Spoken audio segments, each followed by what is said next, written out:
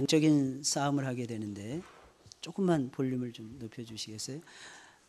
영적인 싸움을 싸우는 것이 쉽지가 않습니다. 아까 이 십자가 군병들의 찬양을 부르는데 중간에 굉장히 힘들어 보이죠, 그죠? 이게 영적 싸움에서 때로는 피곤하고 우리가 지치기 때문에 그렇습니다. 이 마귀와의 싸움, 마귀는 집요하거든요. 우리는 조금 시달리게 되면은 지치고 시험에 빠지는데 마귀란 놈은 지치지도 않고 시험에 빠지지도 않아요. 그러니 저와 여러분들이 영적 존재하고의 싸움을 싸우다 보니까 이게 쉽지 않아요. 그래서 우리는 끊임없이 성령을 의지하고 십자가 군병되어서 앞으로 나아가셔야 됩니다. 그러면 여러분들 승리하시게 될 것입니다. 영적 싸움은 주님과 함께 싸우는 거예요. 주님과 함께. 여러분들 항상 기억하시고 혼자가 아니다. 마귀는 자꾸 너는 혼자다 이렇게 몰아붙입니다. 너 외롭지? 내가 몇 년도에 혼자 되었는데. 아닙니다. 우리 주님께서 우리와 함께 하시고 성령의 기름을 우리에게 부어주십니다. 여러분, 오늘은 겸손히 세례를 받으시는 예수님이라는 제목으로 말씀을 나누려고 합니다. 위대한 선교의 아버지라고 불리던 사람이 있었는데 그 사람은 윌리엄 캐리라고 하는 인물이었어요. 이 사람은 위대한 일을 계획하라, 위대한 일을 꿈꿔라, 그러면 위대한 일이 이루어질 것이다 라고 외쳤던 유명하신 분이었는데, 이 사람은 주로 인도에서 복음을 전파하며 자신의 전 생애를 인도에다가 바쳤던 하나님의 종이었습니다. 여러분, 이것이 여러분들에게는 감이 별로 안 와닿을 수도 있지만, 여러분, 이때 당시에 가장 큰 선진국은 영국이었어요. 그리고 가장 못 사는 동네가 어떻게 보면 인도라고 하는 동네였어요. 여러분 생각을 해보세요. 그곳에 가서 아무것도 없는 곳에서 생활을 한다. 쉬운 일이 절대로 아니었습니다. 그런데 윌리엄 캐리는 자신의 전 생애를 그 척박하고 아무것도 없는 그 땅이었던 인도에다가 다 쏟아냅니다. 어느 날 윌리엄 캐리는 만찬에 초대를 받았는데 공교롭게도 그 자리에는 복음을 열심히 전하는 윌리엄 캐리가 못마땅해하던 그 인도의 한 관리가 참석하고 있었습니다. 식사를 하는 도중에 그 관리는 윌리엄 캐리에게 망신을 주고 싶어서 모든 사람들이 다 들을 수 있도록 큰 소리로 캐리에게 물었습니다. 안녕하십니까, 선교사 양반. 궁금한 게 내가 하나가 있는데 물어봐도 되겠소? 예, 그러시죠. 제가 아는 대로 성실하게 답변해 드리겠습니다. 내가 들으니 선생께서는 젊었을 때 구두를 만드는 일을 했다는데 그것이 사실입니까? 아니, 선생같이 점잖으신 분이 어떻게 그런 천박한 일을 할 수 있단 말입니까? 도무지 제가 믿어지지가 않네요. 그 순간 그 자리에 있었던 모든 손님들은 일제히 윌리엄 캐리를 쳐다보았다고 합니다. 그러자 윌리엄 캐리는 그때 고기를 썰고 있었는지 포크를 조용히 내려놓으면서 이렇게 말했다고 합니다. 아닙니다. 제가 한 일은 구두를 만드는 일이 아니라 나같이 천한 사람이 어떻게 구두를 만들 수가 있겠습니까? 저는 그저 구두를 고치고 수선하는 일을 했을 뿐입니다. 그러면서 윌리엄 캐리는 그 기회를 놓치지 않고 하나님이 자신을 어떻게 불렀는지를, 구두 수선공에 불과했던 자신을 하나님의 종으로 어떻게 불렀는지를 간증을 하기 시작을 합니다. 윌리엄 캐리는 말을 하기를, 나는 정말 천박하고 부족하고 어떻게 보면 하나님 나라를 위해서 전혀 쓸모없는 사람이었는데 오직 하나님의 은혜로 말미암아 제가 선교사가 된 것입니다. 결국 그 관리는 그 자리에서 크게 망신을 당했던 것이고 그 자리는 윌리엄 캐리의 겸손함이 돋보이는 자리가 되었다고 합니다. 사랑하는 여러분들, 성도는 모름지기 겸손하고 정직하셔야만 합니다. 여러분들에게 겸손함이 있기를 주의 이름으로 축원을 드립니다.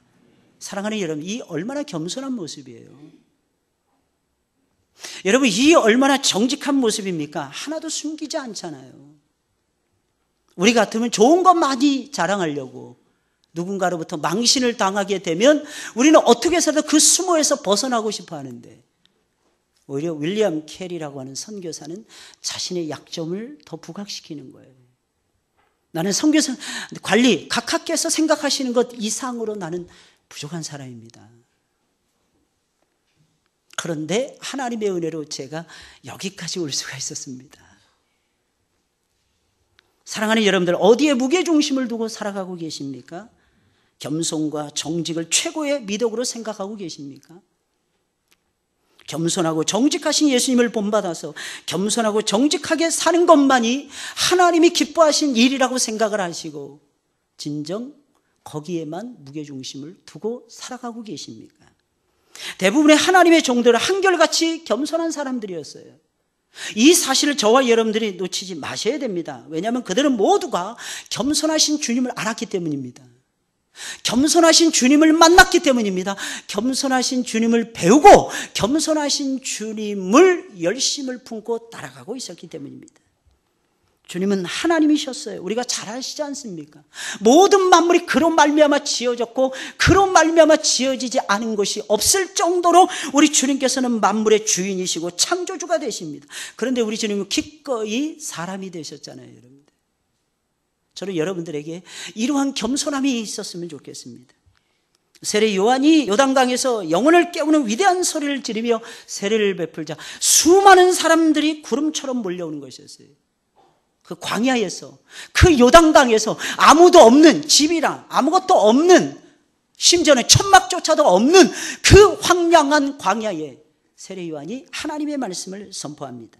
회개하라, 천국이 가까웠느니라. 회개에 합당한 열매를 맺읍시다. 내 뒤에 오시는 분이 계시는, 나는 아무것도 아니고 내 뒤에 오시는 분이 계시는데 나는 그분의 신발 들리기도, 신발끈을 풀렀다가 조이는 이 일조차도 감당하기 힘듭니다. 그분을 주목하셔야 됩니다. 이 아주 간단한 메시지를 증거했는데, 여러분들, 놀라운 사실은 그 말을 듣고 수많은 사람들이 그 자리에서 엎드려서 회개하며 세례를 받았다는 것입니다. 정말 놀라운 역사가 아닐까요, 여러분들? 여러분, 우리의 삶은요 굉장히 단순한 것 같아요. 특히 우리 성도들의 삶은 너무너무 단순하신 것 같아요. 어제 중부지방, 중부노회 여전도회 연합회 찬양제가 있었어요. 그래서 제가 가운데에 이렇게 앉아 있었는데 저를 향해서 사랑의 총을 쏴준다 그래서 제가 가운데에 앉아 있었어요.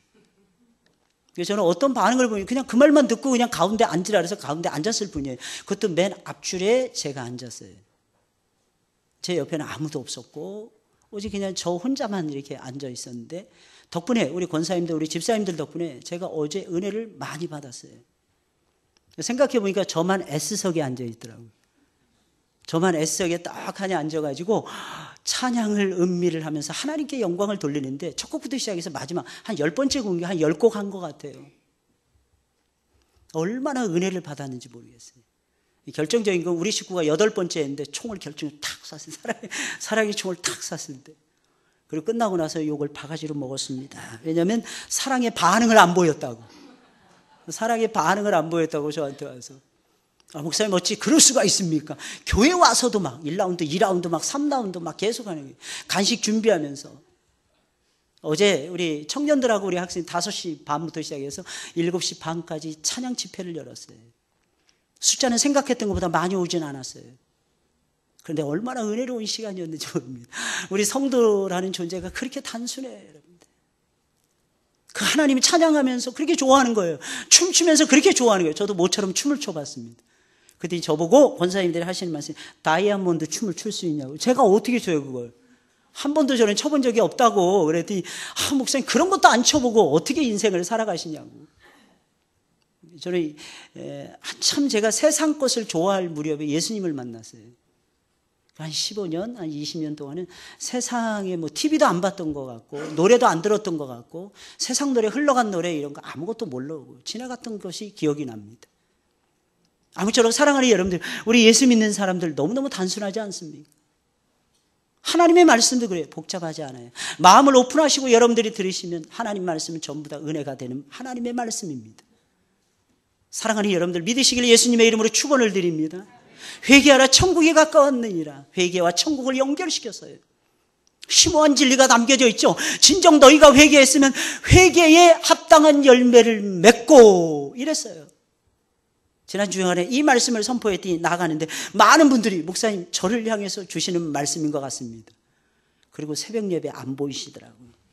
저는 회개에 합당한 열매를 제가 맺어야 되겠습니다. 그러길래 당연히 새벽 예배 나오고 수요 예배 나오고 금요 기도에 나올 줄 알았어요. 눈이 빠지게 기다리는데도 안 오시더라고요. 눈이 빠지더라고요. 눈이 쑥 들어가 있는 눈이 좀 튀어나온 것 같지 않습니까, 여러분? 내 뒤에 오시는 예수를 주목하라는 거예요. 나를 사랑하시는, 그래서 나를 위해서 십자가 위에서 달려 돌아가신 그 예수님. 그 예수님을 잊지 말라는 메시지였어요. 그런데 사람들은 그 말씀에, 그 단순한 말씀에 은혜를 받은, 그 단순한 말씀에 감동을 받은 거예요. 무릎을 꿇습니다. 자신들의 죄를 내려놓는 거예요. 엎드려서 울면서 회개를 받는 것, 회개를 하는 것이, 세례를 받는 것이었어요. 근데 더욱 놀라운 사실은 이 세례를 받고자 예수님이 오셨다는 거예요. 여러분, 예수님은 하나님이셨어요. 요한은, 세례 요한은 사람이었어요. 위대하신 하나님이 보잘것없는 천한 몸을 가지고 있고 천한 생각을 가지고 살아가는 세례 요한에게 엎드려서 우리 주님이 세례를 받으시는 거예요. 요한은 깜짝 놀랍니다. 내가 당신에게 나아가서 세례를 받아야 되는데 어찌하여 당신이 내게로 오시나이까? 말립니다. 그런데 예수님은 그 말을 아랑곳하지 아니하시고 이제 허락하라. 우리가 이와 같이 하여 모든 의를 이루는 것이 합당하니라. 예수님이 선포하시면서 겸손하게 예수님께서는 엎드려서 세례를 받으십니다. 사랑하는 여러분들, 하나님이 생각하시는 의, 예수님이 생각하시는 의라는 것이 도대체 무엇이기에 하나님이신 예수님께서 사람 앞에 나아가서 겸손히 엎드려서 무릎을 꿇고 세례를 받으신단 말입니까? 예수님 분명히 세례를 주기에도 오히려 감당하지 못할 정도였어요, 여러분들. 근데 예수님이 세례를 받으시는 것입니다.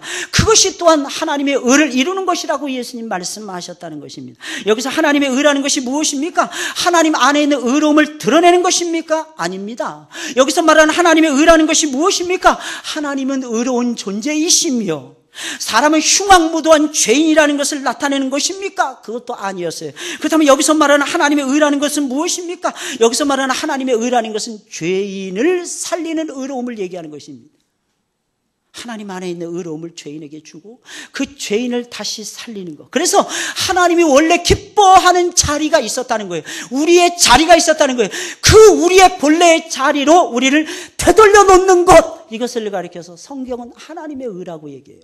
그래서 로마서의 말씀을 보면 하나님의 의가 우리에게 나타났다 그랬어요. 근데 그 하나님의 의로움의 중심에는 예수님이 계셨어요. 그 예수님의 의로우심이 우리에게 전가가 되었다는 거예요. 어떻게? 믿음으로. 어떻게? 우리가 순종함으로 우리에게 전가되어서 우리가 본래 하나님이 기뻐하시는 그 자리, 그 높은 자리, 그 영화로운 자리, 그 아름다운 자리, 그 거룩한 자리로 저와 여러분들이 들어가게 되었음을 가리켜서 하나님의 의라고 말하는 것입니다. 오늘날에 많은 사람들이 세상이 살기 너무 힘들다는 거예요. 특히 예수 믿는 사람들도요, 예수 믿고 따라가기가 너무 힘들다는 것입니다. 그래서 많은 사람들이 성령의 은혜를 받아야 된다고 말을 하고 있어요. 그런데 여러분, 성경이 말하는 교리 가운데서 가장 완성되지 않은 교리가 성령에 대한 교리입니다. 말하는 사람마다 전부 다 달라요. 자기 체험과 자기 지식을 기준으로 해서 이야기를 해야 됩니다. 특히 성령 세례에 대한 오해가 제일 큰 것 같아요. 왜 사람이 변화되지 않는 거 보니까 성령 세례를 못 받았다는 거예요. 저 사람 분명 그리스도인인데 저 사람이 진정 바뀌어져야 되는데 성령 세례를 못 받아서 못 바뀌어진다. 그럼 성령 세례는 도대체 무엇일까요? 성령이 막 폭포수처럼 막 부어지는 것입니까? 그래서 내 지성이 깨어나고 내 감성이 막 살아나고 내가 전에 느끼지 못했던 것이 느껴지고 전에 볼 수 없는 것들이 보여지고 영적인 것도 보여지고 육신적인 것도 보여지고 과거만 보여지는 것이 아니라 앞으로 다가올 미래까지도 보여지고, 이게 성령 세례라고 사람들은 생각을 합니다. 그러나 성령 세례는 사랑하는 여러분들 그런 것이 아니에요. 고린도전서 12장 13절에 있는 말씀을 보니까 성령 세례라는 것은 다른 것이 아니라 하나님의 영이 성도로 하여금 그리스도의 몸 안에 들어갈 수 있도록 옮겨 놓는 것을 말한다는 거예요. 그렇다면 이것은 무엇을 의미하게? 성령 세례 받기 전에는 여러분들 전부 다 그리스도 밖에 있었다는 뜻이에요. 여러분들의 몸을 예수님의 몸 안으로 들여놓는 것, 이것을 가리켜서 성경은 성령 세례라고 이야기합니다. 고린도전서 12장 13절에 있는 말씀이니까 이렇게 되어 있어요. 다 한 성령으로 세례를 받아. 다 한 성령으로 세례를 받아. 그 나타나는 결과가 무엇입니까? 한 몸이 되었고 그래요. 한 몸은 어떻게 되는 거예요? 예수님이 머리잖아요. 교회의 머리는 예수님이잖아요. 우린 지체들이잖아요. 그 머리 대신 예수님이 꾸려가시는 교회라고 하는 공동체, 거룩한 의로운 공동체가 있어요. 그 공동체 안으로 들어가야만이 저와 여러분들이 한 몸을 이룰 수가 있는 거예요. 사랑하는 여러분들, 믿으시길 예수님의 이름으로 축원을 드립니다. 쉽게 말씀드리면 예수님의 몸 안으로 들어가야 성령 세례 받는 것입니다. 할렐루야! 이거 기억하셔야 돼요, 여러분들. 그러니까 주소가 바뀌는 거예요. 그리스도 밖에서 그리스도 안으로. 죽을 죄인에서 영생을 얻은 구원의 백성이 되는 것입니다. 할렐루야! 그러니까 성령 세례라는 건 다시 말씀드리면 구원과 관련되어 있는 거예요. 예수님과 관련되어 있는 것입니다. 여러분 성령 세례 받으셨습니까? 못 받으셨습니까? 그러면 성령 세례 받으신 거예요. 그러니까 하나님을 향해서 아버지라고 부르죠. 할렐루야. 예수님 안에 거하죠. 예수님을 주인이라고 부르시죠. 할렐루야. 예수님이 나의 로드요, 나의 마스터요, 나의 하나님이라고 저와 여러분들이 인정하면서 살아가고 계시잖아요. 그 사람은 성령 받은 사람입니다. 성령의 세례를 받으신 것입니다. 그러니까 원래의 자리로 돌려놓는 거예요. 하나님의 다스림에 대해서 설명해 드렸잖아요. 하나님의 다스리심이 무엇입니까? 사랑하는 여러분들, 여러분들이 있어야 될 본래의 자리가 있다는 거예요. 근데 그것을 잃어버린 거예요. 마귀의 역사를 잃어버렸어요. 욕심껏 살다가 잃어버렸어요. 세상에 파묻혀 살다가 잃어버린 것입니다. 그러다가 다시 하나님이 기뻐하시는 원래의 자리로 들어가는 거, 여러분 이것을 가리켜서 하나님의 다스리심이라고 이야기하는 것입니다. 그 어떤 것에 지배를 받지 아니하고 다스리심이라는 것은 하나님의 오로지 왕이신 하나님의 지배를 받는 것, 이게 하나님의 다스리심이고, 더 나아가서는 우리가 본래 있어야 되는 그 자리로 저와 여러분들이 나아가서 그 자리에서 하나님을 만나고 그 자리에서 하나님을 체험하시고 그 자리에서 하나님의 영광을 나타내는 것을 가리켜서 하나님의 다스리심을 받는다고 설명하는 것입니다. 그 하나님의 다스리심이 곧 무엇입니까? 성령의 세례인 것입니다. 할렐루야. 여러분 원래의 자리로 돌아가시는 여러분들이 되시기를 예수님의 이름으로 축원을 드립니다. 그렇다면 어떻게 예수님이 겸손히 세례를 받는 것이 하나님의 의로움을 이루는 것이란 말입니까? 예수님은 죄인은 아니셨어요. 죄인들을 대표했어요. 죄 있는 모습으로 찾아오셨어요. 죄인들과 똑같은 모습을 가지셨어요. 그리고 예수님은 겸손히 엎드려서 세례를 받으시고 무엇을 하셨느냐? 죄인을 살리는 일을 시작하셨다는 것입니다. 사람을 살리는 일을 겸손히 세례를 받으심으로 시작하셨기에 그 일은 두말할 필요도 없이 하나님의 의를 나타내고 하나님의 의를 이루는 엄청난 일이 되었다는 것입니다. 우리는 하나님께로 곧바로 나아갈 수 없어요. 왜? 죄인이기 때문에. 예수님이 우리를 데려오시기 위해서 찾아오신 거예요. 우리 곁으로 찾아오셨어요, 여러분들. 놀라운 사실은 우리와 똑같이 세례를 받으셨어요. 예수님이 세례가 필요하신 것이 아니었어요. 우리와 똑같이 세례를 받으셨어요. 이유가 무엇입니까? 그렇게 하심으로 말미암아 우리를 살리시기 위함이었다라는 거예요. 우리를 살리는 역사가 똑같이 돼야 살리는 역사가 일어났기 때문에 예수님이 우리와 똑같은 모습으로 오셔서 우리와 똑같이 세례를 받으셨다는 것입니다. 사랑하는 여러분들, 여기서 저와 여러분들이 알아야 되는 놀라운 진리가 있어요, 여러분들. 그것이 무엇입니까? 진정한 겸손이 무엇인가 하는 거예요. 사랑하는 여러분들, 진정한 겸손, 참된 겸손이 무엇이라고 생각하십니까? 참된 겸손은요, 누군가와 함께 하기 위해서 그 사람처럼 되는 것입니다. 우리 주님은 그것을 저와 여러분들에게 요구하고 계십니다. 누군가를 살리고 싶을 때가 있죠. 그죠? 누군가를. 근데 이 사람은 이방의 풍속에 젖어 있는 거예요. 너무 많이. 때로는 그 자리에까지 내려가는 거예요. 오해하시면 큰일 납니다. 같이 세상의 풍속을 따라가라는 뜻은 아닙니다. 우리는 거룩한 하나님의 백성들이기 때문에 따라갈 수 없어요. 처음에는 좀 멋모르고 따라갈 수도 있을 거예요. 나중에 시간이 되면 불의함을 버리게 되고 부정함을 버리게 되고 부패함을 버리게 되고 음란을 버리게 되고 음행을 버리게 되고 술 취함을 버리게 돼요. 그러나 그렇다고 해서 술 마시는 사람 멀리할 수는 없다는 거예요. 이유가 무엇입니까? 그들도 우리의 형제들이에요. 이유가 무엇입니까? 그들 역시 하나님의 작품들이라는 거예요. 잘하는 사람들만 하나님을 잘 섬기고 오직 하나님만 생각하고 오직 하나님만 위해서 살아가는 사람들만이 소중한 존재가 아니라 하나님의 형상대로 지음받은 모든 존재들은 다 소중한 거예요. 그러니 어떻게 해야 될까요? 헬라인을 만났으면 헬라인처럼, 유대인을 만났을 때면 유대인처럼 저와 여러분들이 되셔야 돼요. 같이 낮아지는 거예요. 같이 그 사람과 똑같이 되는 것입니다. 사랑하는 여러분들, 누군가 전도하기를 원하실 거예요. 전도하려면 같이 있는 시간이 있어야 되는 것입니다. 예수님이 세례를 받으신 것은 세례를 받아야 예수님께서 거룩함을 입고 깨끗함을 받고 죄악을 씻어내기 때문에 예수님이 세례를 받으신 것이 아니었어요. 그렇게 해야만이 저와 여러분들을 살릴 수 있었기 때문에. 이게 예수님의 깊은 사랑이었어요. 겸손함은 깊은 사랑 속에서 나오는 것입니다. 사랑하는 여러분들, 어떤 사람을 천국에 데려가기 위해서 여러분들 얼마나 그 사람과 똑같아지려고 노력을 하고 있습니까? 물어보셔야 돼요. 그 사람과 똑같아지려고 노력하지 않는다면 사랑하는 여러분들, 그 사람 건질 수 없을 것입니다. 사실은 우리는 예수님 잘 믿는 사람 만나면 은혜 받고 너무 좋잖아요. 그죠? 예수 믿는 사람들끼리 만나서 교제하고 이러면 너무너무 신나지 않습니까? 너무너무 행복해지지 않습니까? 기쁨이 엄청나게 밀려오지 않습니까? 재미나지 않습니까? 모이면 그저 좋아요. 얼굴만 봐도 싱글싱글하면서 좋지 않습니까? 그러나 사랑하는 여러분들, 그렇게만 살면 안 믿는 사람 구원해낼 수가 없어요. 우리는 예수님처럼 살아가셔야 됩니다. 온 세상이 예수님을 거부했어요. 심지어는 자기 백성들조차도 예수님을 거절했어요. 그런데 예수님은 사람의 몸을 입고 죄인들과 똑같은 형상을 하시고 우리들 가운데 찾아오셨습니다. 여러분, 그 한 사람, 그 한 분 때문에 세상이 바뀐 거예요. 여러분들 한 사람 오늘 말씀을 듣고 나는 겸손해져야 되겠습니다. 나는 낮은 곳에 처하겠습니다. 주님, 나에게 낮아지는 열정을 주세요. 맨날 세상 사람들과 견주어서 수준 따지지 않고 내가 이래봬도 누군데 이런 의식들을 버리고 하나님, 나 같은 죄인을 살리려 주님이 내려오신 것처럼 나도 기꺼이 낮은 곳에 처하겠습니다.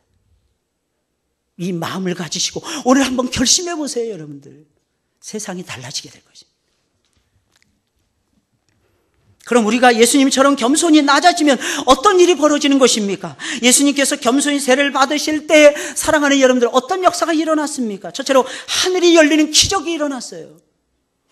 여러분, 저와 여러분 낮아지잖아요. 하늘이 열립니다. 할렐루야. 하늘이 열린다니까요. 오늘 16절에 있는 말씀, 예수께서 세례를 받으시고 곧 물에서 올라오실 때 하늘이 열리고 여러분, 하늘은 아담의 죄로 인해서 닫혀져 버렸어요. 우리의 범죄함으로 인하여 하늘은 닫혀졌어요. 열릴 듯 말 듯 하다 계속해서 닫혀져 있었어요. 그 하늘이 예수님께서 겸손히 세례를 받으시면서 엎드리시자 하늘이 열린 거예요. 예수님이 세례를 받으시자 하늘 보좌에 앉아 계신 하나님께서는 그 자리에서 벌떡 일어나십니다. 사람들의 죄로 인해 닫혀져 있는 하늘을 활짝 열어 채치셨다는 것입니다. 예수님께서 우리와 똑같이 겸손히 세례를 받으시며 그의 중요한 공생애를 시작하시자 하나님의 마음이 감동을 받으신 거예요. 그래서 하나님은 하늘을 닫혀져 있었던 하늘문을 열지 않고는 하나님께서는 견딜 수가 없었다는 것입니다. 여러분, 이것은 환상이 아니었어요. 사랑하는 여러분, 실제로 일어난 일이었어요. 놀라운 사실은 그때 열려진 하늘문은 사랑하는 여러분들 지금도 활짝 열려 있다는 것입니다. 요한계시록 3장 8절 상반부에 있는 말씀을 보니까 이런 말씀이 있어요. 볼지어다 내가 내 앞에 열린 문을 두었으되. 필라델피아 교회를 향해서 우리 주님 말씀하시는 것입니다. 내가 내 앞에 열린 문을 두었느니라. 예수님이 열어놓으신 그 하늘이 지금도 열려 있다는 것입니다. 능히 닫을 사람이 없으리라. 할렐루야. 아무도 못 닫는다는 거예요. 아무도. 사랑하는 여러분들, 여러분들이 겸손하게 엎드리시잖아요. 그러면 우리가 상상할 수 없는 놀라운 역사가 일어나는 거예요. 그러니 사랑하는 여러분들, 우리 좀 엎드리자고요. 여러분들, 엎드리지 않은 상태에서 무슨 하늘이 열리겠습니까? 엎드리지 않은 상태에서 무슨 하나님의 역사를 체험할 수 있겠습니까? 이 일은 내가 노력해서 얻은 거야. 그것도 은혜겠죠. 그러나 엄밀한 의미에서는 그건 은혜가 아니에요. 내가 할 수 있는 일들 중에서 이루어진 일이니까. 사실은 우리 삶 속에는 이루어질 수 없는 일들이 부지기수로 일어나야 돼요. 그런데 일어나지 않고 있어요. 그냥 이대로 만족하는 거예요. 그냥 이대로 무사안일주의에 빠져 있는 것입니다. 이 정도면 괜찮지. 물론 만족해야 돼요. 자족하는 비결, 지족하는 비결, 저와 여러분들이 배우셔야 됩니다. 환난을 당하면 환난 속에서도 지족해야 돼요. 가난한 상태에 처해 있으면 가난함 속에서도 만족하셔야 됩니다. 그러나 과연 내가 하나님 앞에 더 많이 엎드려서 더 많은 은혜 체험을 하고 더 많은 하나님의 영광과 하나님의 기쁨과 하나님의 나라를 크게 이룰 수 있는 그런 일을 저와 여러분들이 할 수 있음에도 불구하고 하지 않는다면, 사랑하는 여러분들, 그것은 만족하는 것이 아니에요. 그것은 안일한 것입니다. 하나님은요, 저와 여러분들이 안일에 빠지는 것을 싫어하십니다. 우리 제발 엎드리자고요. 할렐루야. 다 어렵다 그러잖아요, 여러분들. 어려움 속에서도 승승장구하는 기업들은 많더라고요. 엊그젠가 뉴스를 보면서 깜짝 놀랐어요.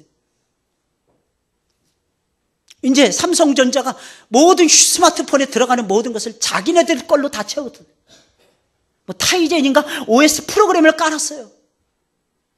옛날엔 그거 전부 다 구글이나 이런 미국의 마이크로소프트라든지 이런 데서 전부 다 빌려왔어요. 그리고 로열티를 전부 다 지불을 했습니다. 근데 이제는 좀 자신이 있다는 것 같아요. 삼성의 주가는 더 이상 올라가지 않고 떨어질 것이다. 근데 올라갔어요, 여러분들. 기적입니다. 사랑하는 여러분들, 우리의 삶 속에 이런 기적이 일어나지 말라는 법이 어디 있겠습니까? 우리 2015년도 이제 2개월 반밖에 남지 않았어요. 2개월 반도 남지 않았어요. 사랑하는 여러분들, 어떻게 남은 시간을 보내기를 원하십니까? 하나님은 주목하고 계십니다. 예수 그리스도 한 사람에 의해서 세상이 변화되듯이 은혜 받은 한 사람, 결심하는 한 사람, 새로운 인생을 결심하고 살아가기를 소원하는 그 한 사람, 바로 그 한 사람을 하나님이 지금도 찾고 계시는 거예요. 하나님, 제가 되겠습니다. 제가 하나님 엎드리겠습니다.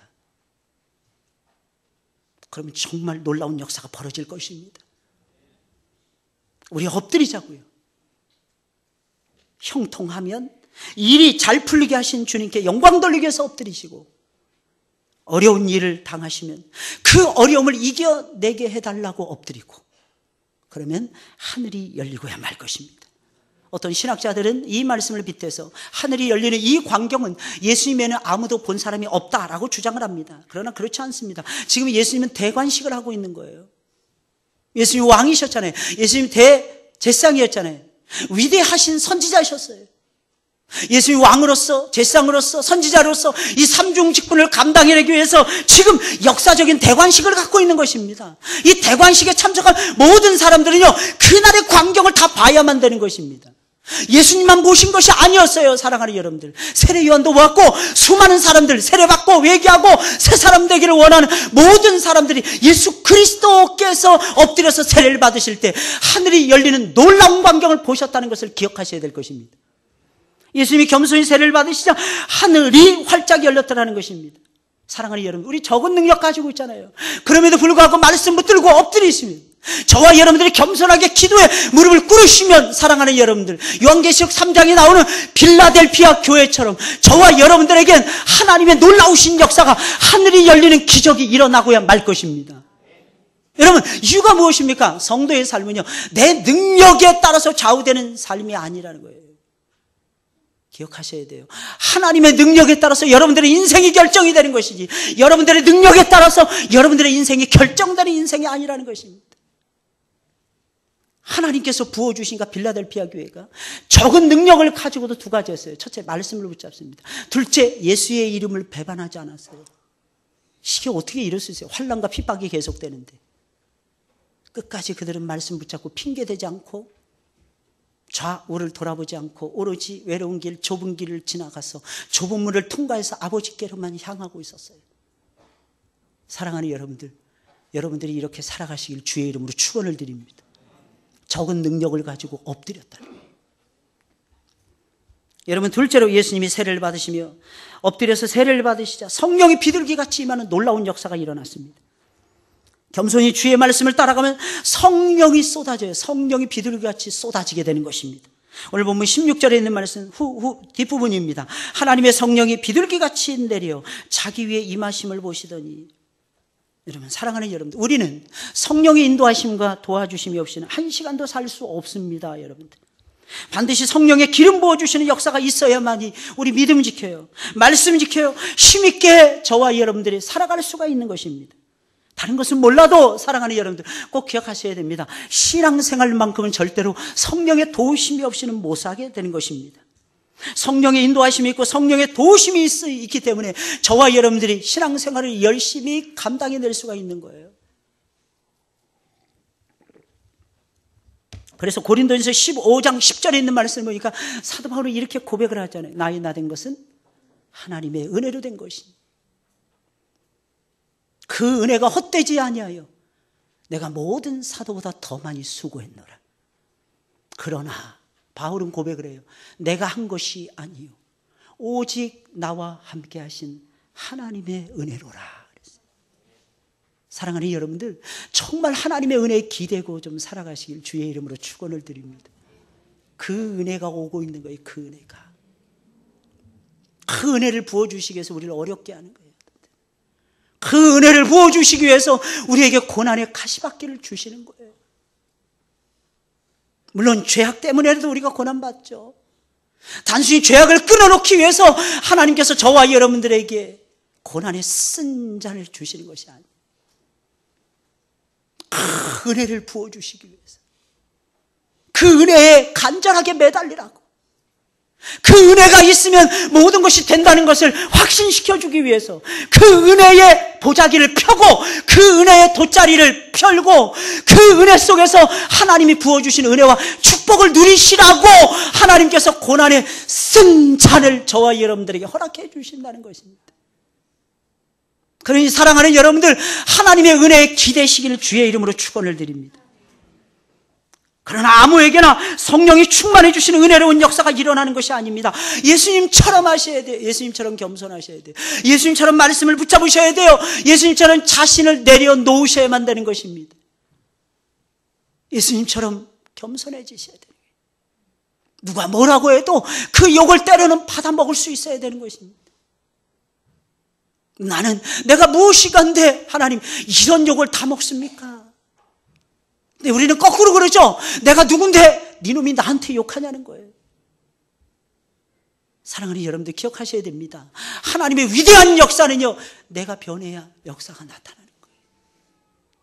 누가 욕하들라 그냥 들으셔야 돼요.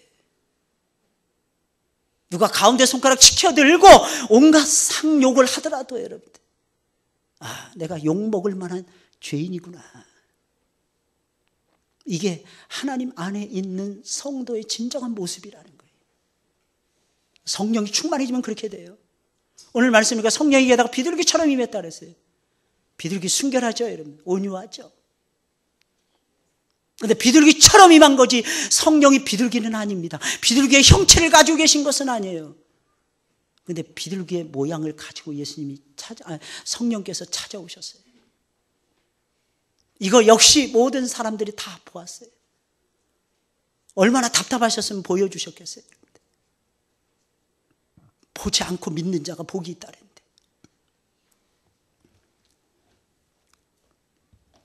사람들은 성령이 비둘기같이 임할 때 아마 그 광경을 바라보면서 입을 다물지 못했을 겁니다. 왜? 한 번도 본 적이 없었거든요. 성령이 비둘기처럼 임재하시는 것을 한 번도 본 적이 없었어요. 그냥 얘기만 들었어요. 아, 성령께서 비둘기처럼 내려오실 거야. 근데 성령께서 딱 보이게 비둘기의 모양을 하시고 내려오신 거예요. 비둘기는 아니셨는데 비둘기의 모양을 가지고 내려오신 거예요. 예수님은 성령의 폭발적인 지원 속에서 잉태되시고 탄생하셨고 성장하셨어요.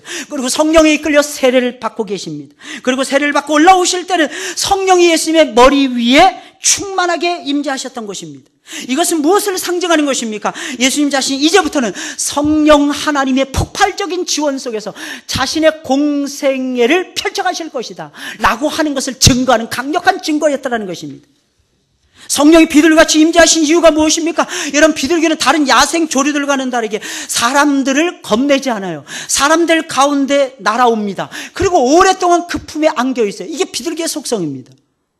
너무너무 신기하지 않습니까? 성령께서도 마찬가지예요. 사람들을 겁먹지 않아요. 부족하더라도 성령은 내려오십니다. 못나더라도 성령은 내려오십니다. 폭력적이라 할지라도 성령께서는 임재하십니다. 그리고 그 사람 품에 머물러 계십니다. 할렐루야. 그리고 그 사람 변화시키는 거예요. 오래오래 머물러 계십니다. 아니, 한 번 들어오신 성령은 한 번도 떠나가지 아니하시고 우리 안에 머물러 계십니다. 또한 비둘기는 소식을 전해주는 역할을 해요. 여러분, 성령께서도 마찬가지 아버지의 뜻을 우리에게 가르쳐 주십니다. 이유가 무엇입니까? 아무도 아버지의 마음을 몰라요. 그러나 성령께서는 아버지 안에 있는 깊은 것을 전부 다 통달하십니다. 그래서 우리에게 가르쳐 주시는 능력의 하나님이 성령님이십니다. 그러니까 무슨 일을 행할 때 성령의 도우심을 구하세요. 사랑하는 지혜를 받을 것입니다. 무슨 일을 행할 때 성령의 도우심을 구하세요. 성령께서 여러분들에게 힘 주실 것입니다. 위로가 필요하십니까? 성령이 충만하게 하옵소서. 성경을 펴세요. 시편의 말씀을 펴세요. 욥기의 말씀을 펴세요. 잠언서의 말씀을 펴세요. 하나님이 부어주시는 은혜의 말씀이 여러분들의 심장을 파고드는 것을 느끼게 될 것입니다. 더 놀라우시는 것은 성령께서 여러분들 안에 들어가 있는 그 말씀이 있죠. 그 작은 말씀이 있죠. 성경 전체를 다 이해하지 않아도 상관이 없습니다. 그 작은 말씀이 안에서 여러분들의 영혼을 폭발시켜요. 여러분들의 영혼을 새롭게 바꿔놓습니다. 할렐루야. 새 사람으로 싹 바꿔놓으십니다. 그러다 거울 한 번씩 보세요. 눈매가 달라져요. 눈매가 쑥 올라갔던 눈매가 쑥 내려갑니다. 잘 보세요, 여러분들. 입이 맨날 이렇게 생기던 입이, 왜냐하면 화가 나니까 모든 일이 내 마음대로 잘 안 되니까 뚱하고 있고 성질 부리던 그 못된 입술들이 부드러운 입술로 해서 싹 올라가세요. 이 광대뼈까지 입술이 쫙 펼쳐지게 됩니다. 할렐루야.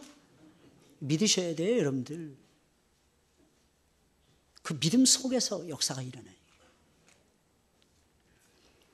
비둘기가 하나님의 뜻을 가르쳐 주는 거예요. 성령께서 하나님의 뜻을 가르쳐 주시는 거예요. 이제는 여러분들이 나는 하나님의 뜻을 몰라요. 변명할 수 없는 시대입니다.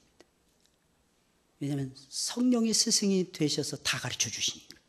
마음판에 쫙쫙 새겨주고 새로운 소식을 들려주고 새로운 말씀을 들려주고 새로운 시대를 이루고 새로운 나라를 이루어 가십니다. 이게 하나님의 성령의 역사예요. 그런데 놀라운 사실 한 가지를 주목하셔야 돼요. 우리가 보았을 때 이런 좋은 일만 벌어지는 것이 아니라 성령이 비둘기같이 임한 후에는 고난도 따라온다는 것을 기억하셔야 돼요. 그래야 공평하지 않을까요? 고난이 있어야 나중에 여러분들에게 복 줘도 누군가 따질 때 아니 왜 쟤는 복 주고 나는 복 안 줍니까? 쟤는 나 때문에 고난을 받았느니라. 쟤는 나 때문에 성도가 되었어. 쟤는 나 때문에 주의 일꾼이 되었어. 그리고 쟤는 고난을 받았느니라. 그러니 쟤한테 더 많이 주는 게 마땅한 것이 아니겠니? 우리 주님은 그렇게 대답하실 것입니다. 예수님은 여러분 이 다음에 세례를 받으신 다음에 예수님은 시험을 받으셨잖아요. 마귀에게 이끌려. 성령의 충만함은 시험과 고난을 동반한다는 것을 기억하셔야 됩니다. 이상한 거 생각하지 마세요. 받지 못할 이상. 왜 다른 사람 편안하게 가는데 여러분들의 눈으로 보니까 편해 보이는 거예요. 그 사람 나름대로 고충이 다 있어요. 모든 사람. 그래서 우리나라 속담이 그런 말이 있잖아요. 천석군에게는 천가지 근심, 감사하게도 만석군에겐 만가지 근심. 할렐루야. 얼마나 감사해요. 이게 공평한 거예요. 이게 공평한 거예요. 마지막 세 번째로 예수께서 겸손히 세례를 받고 물 위로 올라오시자 하늘에서 소리가 들려왔어요. 가장 큰 감동. 오늘 보면 17절입니다. 다 같이 읽어볼까요? 시작. 하늘로서 소리가 있어 말씀하시되 이는 내 사랑하는 아들이요. 아멘. 사랑하는 여러분들, 이 소리를 예수님이 들었을 때 감동이 얼마나 됐을까요? 예수님의 몸이 입신했을 거예요. 하늘로 올라가. 그 자리에 안 계시고 예수님의 영혼이 아버지의 품으로까지 올라가셨을 겁니다. 너무너무 좋으니까 하나님의 인정을 받는 거예요. 하나님의 사랑을 받는 거예요. 하나님이 주신 위임을 받는 것입니다. 그 소리는 아버지의 소리였어요. 그 소리는 하나님의 소리였어요. 왜 우리는 하나님의 신령한 음성을 듣지 못하는 것입니까? 예수님처럼 겸손하지 않으니까, 예수님처럼 엎드리지 않으니까, 예수님처럼 살지 못하니까 하나님의 음성을 못 듣고 살아가고 있는 것입니다. 보세요. 예수님이 겸손히 엎드리고 세례를 받으시자 하나님의 음성이 들려왔잖아요, 여러분들. 이 음성을 들어야 삽니다, 여러분들. 이 음성을 들어야 소망이 생깁니다. 이 음성이 들어야 위로를 받습니다. 이 음성을 들어야 세임을 받을 수가 있다는 사실을 저와 여러분들이 놓쳐서는 아니 되는 것입니다. 그 소리는 아들이신 예수님과 그 가운데 있는 모든 사람들이 다 들을 수 있도록, 그리고 그들에게 들려주는 감동적인 소리였고 새 힘을 주는 역사적인 음성이었다는 것을 기억하셔야 될 것입니다. 언제 우리가 새 힘을 얻습니까? 하나님의 소리를 들었을 때, 하나님의 음성을 들었을 때 새 힘이 오는 것입니다. 언제 우리가 죄악을 이길 수 있습니까? 성경을 보셨을 때에 죄악을 이길 수가 있는 것입니다. 언제 우리가 세상을 이깁니까? 언제 우리가 마귀를 이깁니까? 언제 우리가 우리의 욕심을 짓밟고 아버지의 꿈을 이룰 수가 있는 것입니까? 간단해요. 하늘에서 들려오는 소리를 들었을 때라는 것입니다. 이 소리를 들어야 힘이 생기는 거예요.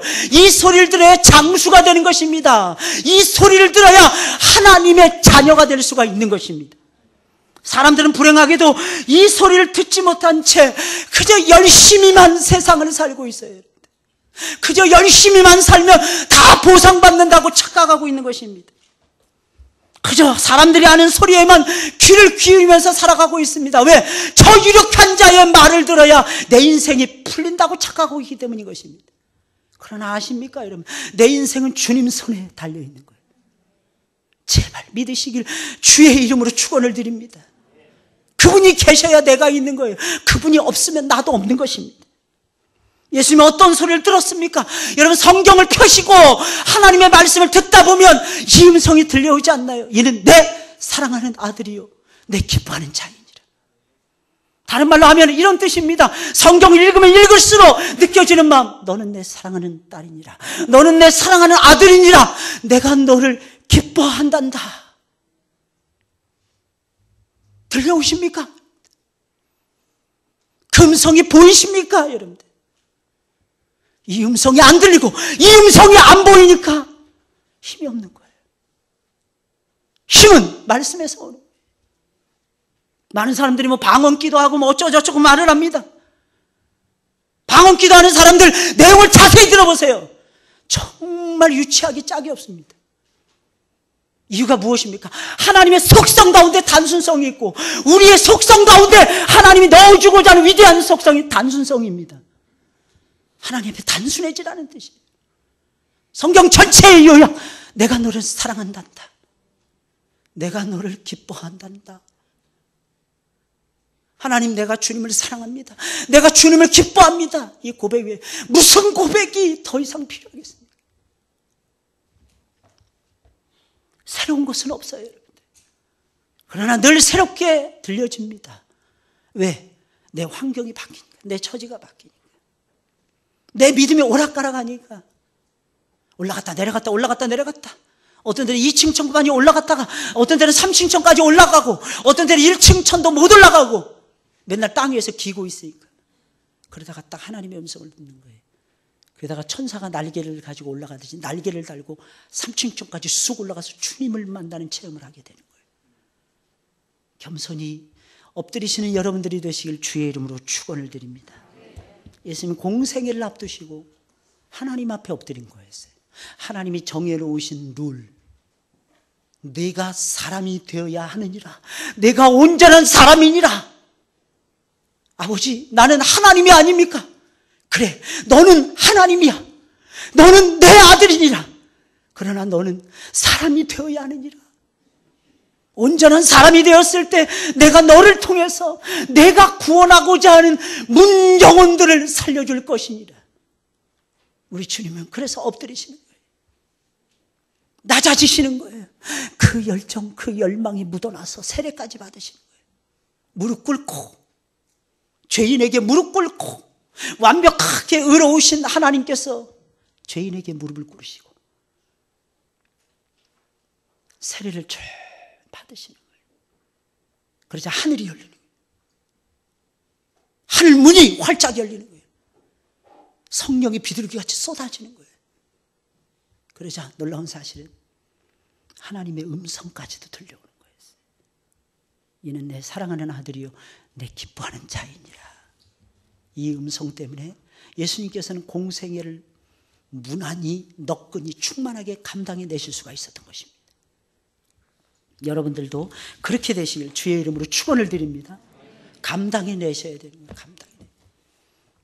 감당해 내시는 여러분들이 되시길 바랍니다.